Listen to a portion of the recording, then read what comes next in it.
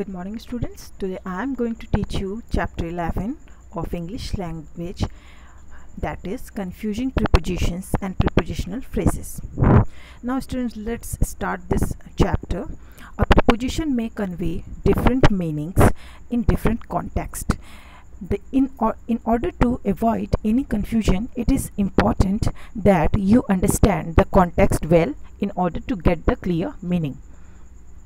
अब यहाँ इस चैप्टर में हम ये देख रहे हैं कि एक प्रीपोजिशन जो है वो कन्वे कर सकता है डिफरेंट मीनिंग डिफरेंट कॉन्टेक्स्ट में, यानी डिफरेंट संदर्भ में हम अलग अलग संदर्भ में अलग अलग प्रीपोजिशंस को हम देखते हैं जो कि अलग अलग अर्थों के साथ में, उनके अलग अर्थ होते हैं, उसके साथ में वो अपनी जो भी मीनिंग है उसको कन्वे करते हैं.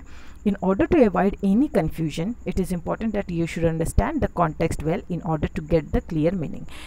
अब हम करें कि हमें कोई confusion ना हो, इस चीज़ के लिए हमें एक clear meaning होना चाहिए. हमारे पास confusion ना हो, इस चीज़ के लिए हम कंफ्यूज ना हो, हम इस चीज़ को अवॉइड करने के लिए ये हमारे लिए बहुत ज़रूरी कि हम ये जानें और समझें कि जो कॉन्टेक्स्ट है वो क्या है, किस संदर्भ में कौन सा प्रीपोजिशन हम कहाँ पर यूज़ करते हैं. इसकी एक क्लियर मीनिंग, एक क्लियर आइडिया हमारे पास होनी चाहिए. उसके लिए हम ये चैप्टर अब हम आगे पढ़ते हैं, देखते हैं क्या है. Preposition of time and preposition of position. अब यहाँ पे टॉपिक है preposition of time and preposition of position. Look at the given sentences. Come at 5 o'clock. Look at the blackboard. Come at 5 o'clock. At used as preposition of time. Look at the blackboard. At used as preposition of position. यहाँ पे at का use first sentence में 5 o'clock जो है हमें position of time को बताता है, यानी समय की स्थिति को बताता है. और यहाँ सेकंड जो सेंटेंस है look at the black board, इसमें हमें प्रीपोजिशन ऑफ पोजीशन का पता चलता है कि कहाँ देखना है, ब्लैक बोर्ड के ऊपर देखना है, ब्लैक बोर्ड को देखना है. तो यहाँ पे प्रीपोजिशन एट का यूज़ हम प्रीपोजिशन ऑफ पोजीशन के रूप में देख रहे हैं. This is the reason why prepositions at times tend to confuse us. Tend का मतलब देते हैं, टेंडिंग. तो ये अब यहाँ पे यही चीज़ कही जा रही है कि यही एक कारण है कि क्यों प्रीपोजिशंस जो टाइम के हैं वो हमें कंफ्यूज करते हैं. हमें ऐसा लगता है कि वो हमें कंफ्यूजन दे रहे हैं. It is also difficult because almost every definition for a preposition has exceptions. ये बहुत ही ज़्यादा डिफ़िकल्ट इसलिए भी हो जाता है क्योंकि हर डेफिनेशन की जो प्रीपोजिशन की है उसमें एक एक्सेप्शन है, कहीं ना कहीं उसमें अपवाद है. एक्सेप्शन का मतलब अपवाद होता है. The best way to learn them is to observe how they function in comparison with other prepositions and to study certain common uses and expressions using various prepositions. अब अगर बेस्ट वे है जो कि हम लर्न करें, जो कि हम याद रखें, ध्यान रखें कि उन्हें ऑब्ज़र्व करना सबसे अच्छा तरीका होगा कि कैसे वो फंक्शन करते हैं, कैसे वो काम करते हैं एक कंपैरिजन में विथ अदर प्रीपोजिशंस. जब एक कंपैरिजन हम करते हैं दूसरे प्रीपोजिशंस से तो हम ये ऑब्ज़र्व करके ये हम बेस्ट वे है कि हम सीख सकें कि ताकि हमें कन्फ्यूजन ना हो. And to study certain common uses of expressions using various prepositions. और इसके अलावा हम ये भी पढ़ें, ये भी ध्यान दें कि कॉमन जो यूजेस हैं और एक्सप्रेशंस जो यूज़ करते हैं हम वेरियस प्रीपोजिशंस के लिए, हमें उससे जानने की भी आवश्यकता है. Let's try to understand preposition, specially preposition of position, with the help of the diagram given below. Here is a diagram of chart. You can see here we are saying let's try to understand preposition. यहाँ पे preposition को समझने के लिए एक chart दिया गया है. Easily specially preposition of position को आप इजी वे में समझ सकते हैं. इस डायग्राम में above, over, on, to, out, from, towards, in, through, across, into, out of, by, below, under. एक चार्ट है. एक यहाँ पे हम देख रहे हैं एक सर्किल के ऊपर एरो है और इस तरीके से प्रीपोजिशन के इस जो कंडीशन है प्रीपोजिशन के जिस भी तरीके से यूज़ होना है उनको एरो के साथ इंडिकेट करके यहाँ दिखाया गया है. There are certain other prepositions which can be better understood by observing the way they are used in a sentence. Let's understand such confusing prepositions and their uses in sentence. यहाँ पे कुछ और भी prepositions है जो कि बेहतर वे में understand हो सकते हैं जबकि हम इन्हें observe करें इनके तरीक़ों को कि कैसे ये sentence में use होते हैं. Let's understand such confusing prepositions and their uses in the sentences. अब हम आगे इनके confusing prepositions को हम समझें और इनके uses को sentence में समझें.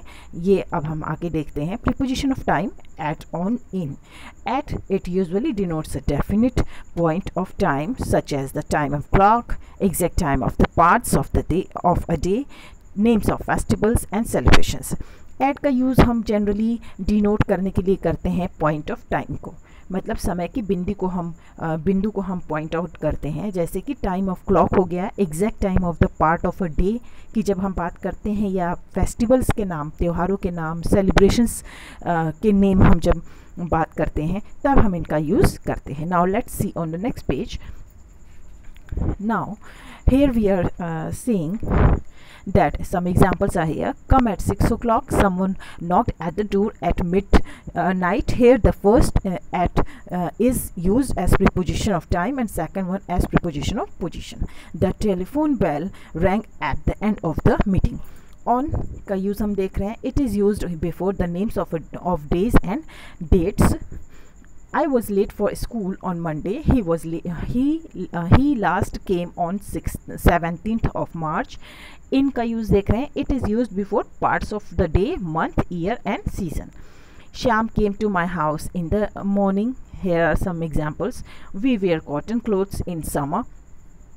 अब हम यहाँ during and from के बारे में पढ़ेंगे. During, this preposition should be distinguished from, since and for.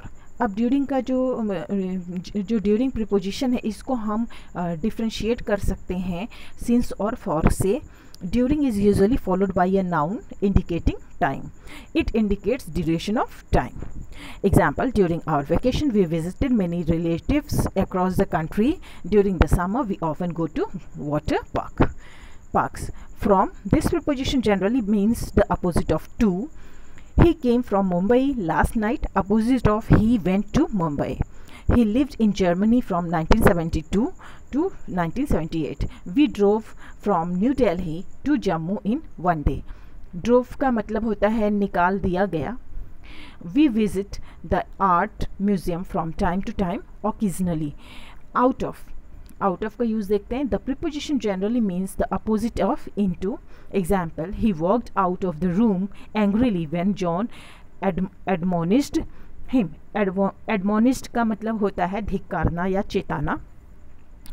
Marina went to the shore because she was out of milk.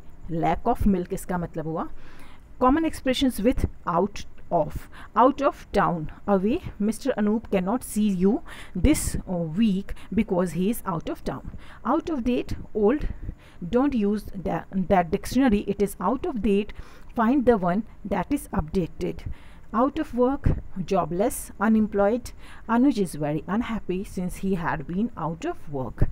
Out of the question, impossible. Your request for an extension of credit is out of the question. Out of order, not functioning. We had to use Roma's telephone because ours was out of order. By का use देखते हैं. This preposition generally means to go past a place, किसी स्थान पर जाना, or to be situated near a place. Extension का मतलब students विस्तार होता है. द प्रीपोजिशनल जो यहाँ पे हम देख रहे हैं प्रीपोजिशनल यूजेस हैं वो हमको देखने को मिला. This preposition generally means to go past a place or to be situated near a place. Example, we walked by the library on the way home. Your books are by the window.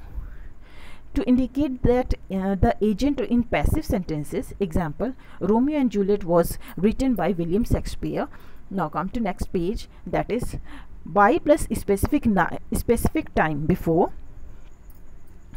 Before के आगे हम देखते हैं example, we usually eat supper by 6 o'clock in the evening. By plus specific time before के साथ हम use कर रहे हैं। By bus, plane, train, ship, car, bike indicates mode of travel. Example, we travel to Boston by train. Common expressions with by. By then, before a time in the past or future, I will graduate from the university in 2010. By then, I hope to have found a job. By way of Viva, we are driving at Atlanta by way of Baton Rouge. By the way, incidentally, by the way, I have got 2 tickets. Would you like to go with me? By far, considerably का मतलब होता है से दूर। By फार का मतलब से दूर है। यहाँ कंसिडरेबली इसका सेंस निकल के आता है। This book is by far the best on the subject.